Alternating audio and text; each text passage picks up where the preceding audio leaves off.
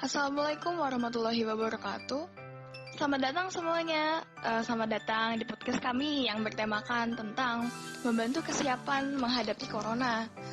Nah, pertama kita perkenalan dulu. Nama saya Twisha Permata Prameswari. Nama saya Vanina Fadila. Nama saya Dewi Amelia Lustiwanti. Ya, kita semua udah perkenalan. Nah, sebelum kita masuk tema ya, gue mau nanya dulu nih sama Fani sama Dewi. Apa sih yang kalian tahu tentang COVID-19 ini atau pandemi corona yang sekarang sedang terjadi? Ya, jadi menurut gua COVID-19 ini adalah penyakit menular yang disebabkan oleh jenis coronavirus yang baru ditemukan. COVID-19 ini itu merupakan penyakit infeksi saluran pernafasan yang penyebarannya itu pasti gampang banget lah ya lewat udara. Terus virus ini tuh masih baru banget. Penyakit yang sebelumnya itu juga tidak dikenal sebelum terjadi wabah di Wuhan, Tiongkok pada tahun lalu bulan Desember 2019. COVID-19 sebuah keluarga virus yang ditemukan pada manusia dan hewan. Sebagian virusnya dapat menginfeksi manusia serta menyebabkan berbagai penyakit, mulai dari penyakit umum seperti flu hingga penyakit-penyakit yang lebih fatal. Ya, yang gue ketahui tentang COVID-19 juga nggak jauh beda ya sama yang diketahui Fani dan Amel. Tapi gue juga, ini gue mau nambahin tentang infonya. Jadi katanya perkiraan vaksin itu pertengahan 2021 baru muncul. Jadi kita tetap harus stay healthy ya semua. Cuci tangan yang baik, cuci tangannya yang proper. Terus juga kalau bisa diminimalisir untuk keluar, kecuali kalau memang perlu banget ya. Terus juga nih, gue baru dapat berita, kan pas masih kasus di Wuhan atau di mana ya, pas Januari atau Februari itu kan ada penemuan di mana coronavirus itu ada hinggap di hidung anjing salah satu penderita kan. Nah, ini baru muncul berita lagi, malah di kucing juga ada. Memang ownernya kucingnya ini sih memang kena juga, termasuk yang terinfeksi. Nah, kucingnya ini saat dicek liternya segala macam tuh menandakan banyak tanda-tanda dari COVID-19 ini. Nah, dan juga parahnya lagi mempunyai ciri-ciri penyakitnya juga, bukan virusnya doang. Nah, ini kita harus hati-hati semuanya ya. Nah, kita semua harus hati-hati. Oke. Ya yang gue tahu itu aja sih. Nah, berarti kan kita semua udah mulai udah ada informasi tentang COVID-19 atau penyakit corona ini. Nah, dari yang kalian udah tahu nih, kalian tuh ada nggak sih kekhawatiran apa sih yang kalian alami? Pasti adalah khawatir karena ini kan udah pandemik ya, udah worldwide. Nah, kalau kekhawatiran kalian tuh apa sih? Kalau dari gue sendiri sih sebenarnya khawatir mah jelas khawatir ya, karena virus ini kan gampang banget penyebarannya. Dia penyebarannya itu lewat udara. Sama dari berita atau artikel gitu yang udah gue baca, katanya virus ini juga bisa hidup beberapa hari di benda mati. Jadi ya emang takut gitu, karena penyebarannya gampang banget. Jadi ya emang harus bener-bener jaga kebersihan banget ya. Takut. Saya khawatir karena takut antara saya atau keluarga saya kena virus itu. Apalagi virus itu gampang menularkan ke semua orang. Habis itu bahan-bahan buat makanan pun juga sudah jarang ada karena penjualan bahan-bahan makanan juga sudah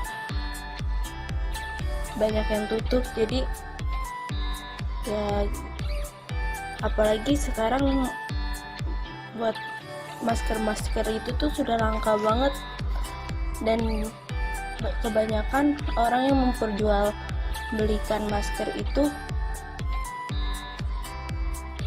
melebihi harga yang biasanya dijualin. Untuk kekhawatiran gue sendiri sih sama, gak beda jauh lah ya sama Amel sama Fanny.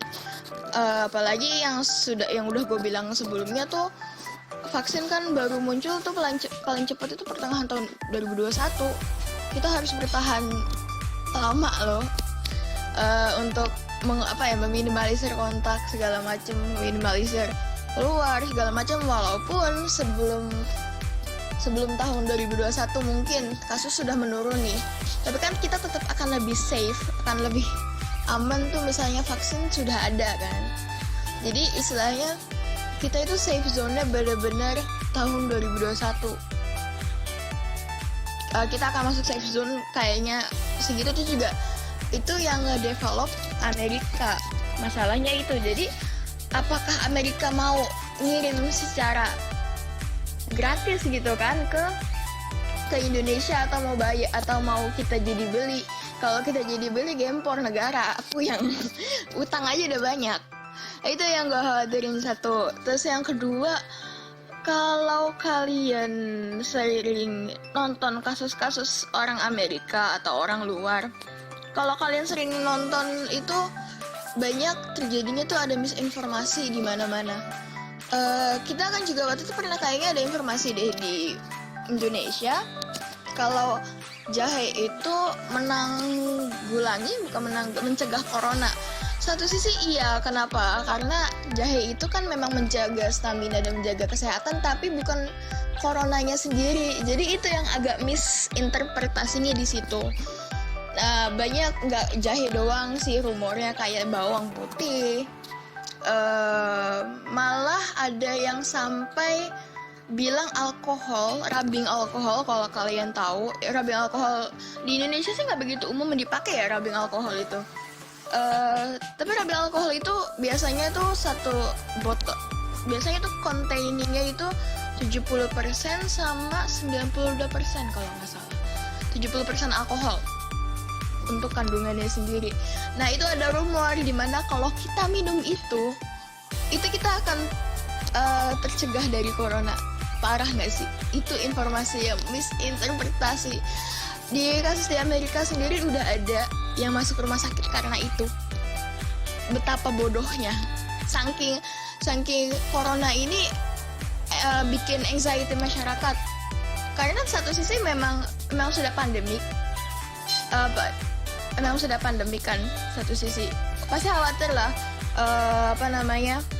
kayak Black Plague itu terulang lagi, Spanish flu kayak gitu-gitu terulang lagi kan, takut karena memang Black Plague sendiri kan menghapus populasi Eropa itu hampir lebih dari setengah. Itu kan ngeri banget. Kita emang nggak mau terulang, tapi gak gitu juga. Terus ada malah salah satunya itu juga ada, dia ini bukan dokter, bukan pihak medis, tapi itu dia bilang kalau kalian masukin blower, kalian tahu blower lah, pastilah hair dryer, itu ke dalam mulut kalian masukin sampai jauh tuh, sampai kena tenggorokan dan kerongkongan. Itu terus kalian nyalain tuh, kan panas tuh kalau hair dryer atau blower itu kan panas. Nah, katanya itu ngebunuh virus jadi bersih. Itu misinterpretasi banget. Tapi kalian yang dengar pasti mikir, paling nggak ada yang ngelakuin kalau pada ngomong gitu. Kalian salah kalau kalian ngomong kayak gitu. Walaupun belum ada konfirmasi kasus ya, untuk kayak udah masuk rumah sakit atau belum, gue belum tahu tepatnya sih. Tapi untuk dia beneran ngomong gitu, ada videonya, kalian bisa di YouTube, cuma gue lupa judulnya. Terus misalnya suatu saat ada yang melakukan dan masuk rumah sakit, ya gak bisa heran juga, orang juga udah ada yang masuk rumah sakit gara-gara minum alkohol yang konsentrasi alkohol 70%, ya gak heran juga. Yang udah ada kasusnya juga di Cina kalau nggak salah, itu bawang putih.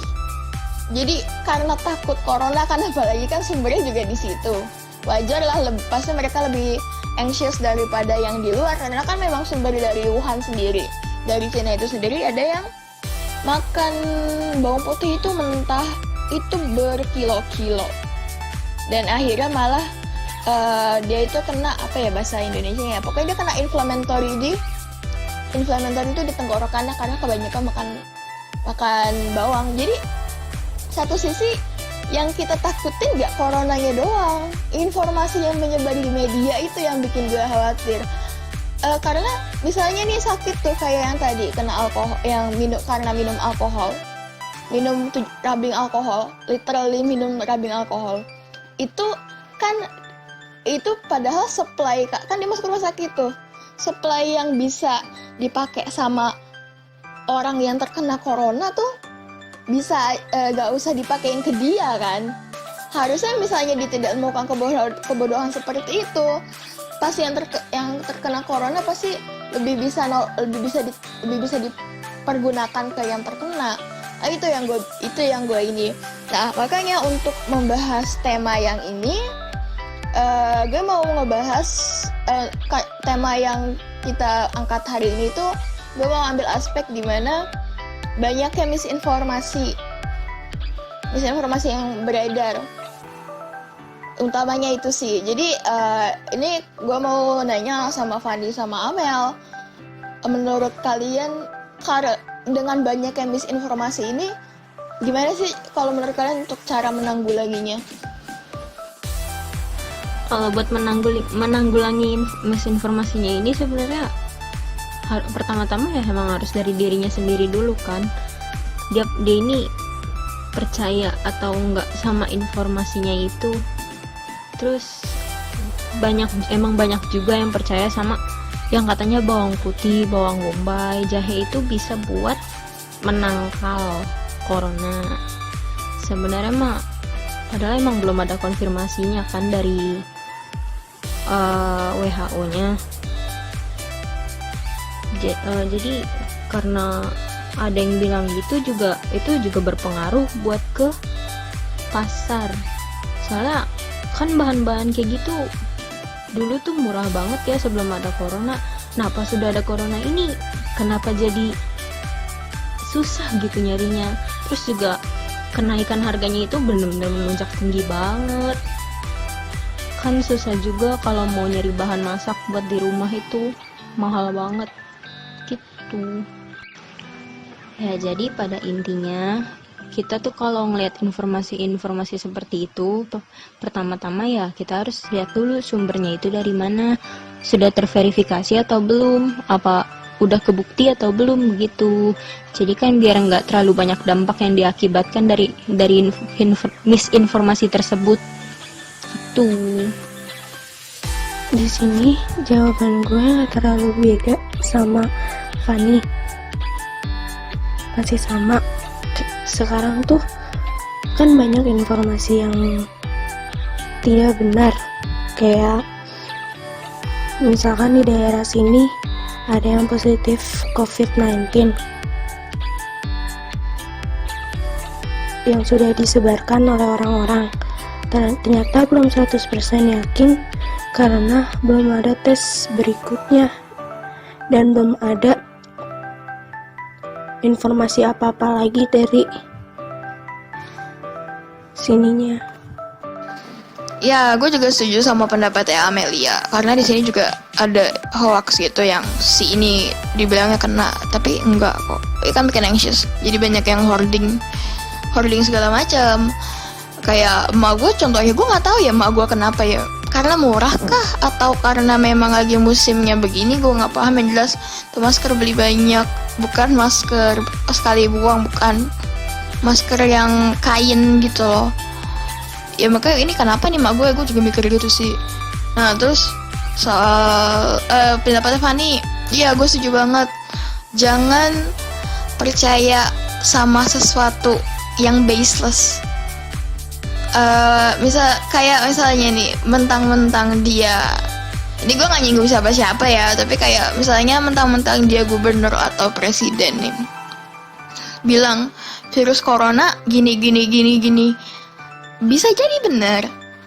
Cuma menurut gue lebih mending gak usah dipercaya, karena cari aman lah. Jangan gambling lah soal itu. Misalnya ada dokter yang ngomong, udah atau enggak kalau minimal dokter lah udah ngomong gitu, yang ahlinya enggak dokter doang deh, ahlinya kayak dari ahli virologinya kah, atau dari ahli mikroorganismenya lah, atau ahli biologi segala macam. Itu daripada dokternya ya kan, kalau dokter cuma praktek ya satu sisi. Lebih percaya ke situ aja deh patokannya minimal. Terus juga kalau WHO udah konfirmasi itu udah aman menurut gue. Jangan sebenarnya satu sisi gue juga skeptis sih soal kayak misalnya orang Indonesia yang ngomong, satu sisi juga gue skeptis langsung ngomong ini orang bener gak sih. Satu sisi nggak boleh terlalu skeptis, cuma untuk cari safe percayalah WHO. Kayaknya cukup ya sampai sini, kita nggak mau lama-lama karena kalau kalian yang emang niat dengerin ini sampai habis pasti ini lama banget. Udah cukup sampai sini aja. Untuk kalian stay healthy, jangan macam-macam keluar, jangan kalau mau keluar tolong cuci tangan sebelum pergi dan cuci tanganlah setelah pergi. Jaga makan, jaga kebersihannya semua. Kita nggak mau kehilangan